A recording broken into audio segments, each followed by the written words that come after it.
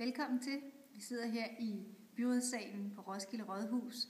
Jeg hedder Joy Mogensen, og jeg er borgmester i Roskilde Kommune. For mig som borgmester, der er det vigtigt, at vi har en solid velfærd. En velfærd, man kan stole på, en velfærd, man kan føle sig tryg ved.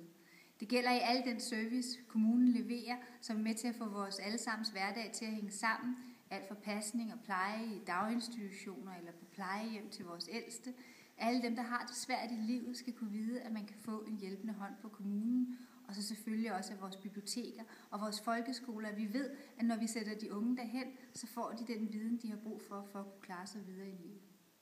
For at det skal kunne lade sig gøre, så er det vigtigt, at vi har en solid, ansvarlig økonomisk politik, sådan så vi har pengene til at finansiere den velfærd. Det er vigtigt, at vi hele tiden tænker nyt. Bruger vi nu ressourcerne ordentligt? Kunne vi gøre det på en anden måde, hvor vi måske fik mere ud af dem? Og for det tredje, så er det også vigtigt, at vi fortsat er et lokalområde i fremgang.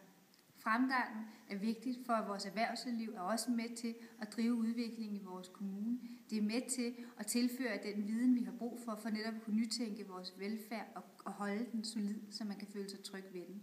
Målet for mig, det er, at Roskilde Kommune i alle bysamfund, store og små, ikke bare skal være et godt sted at leve.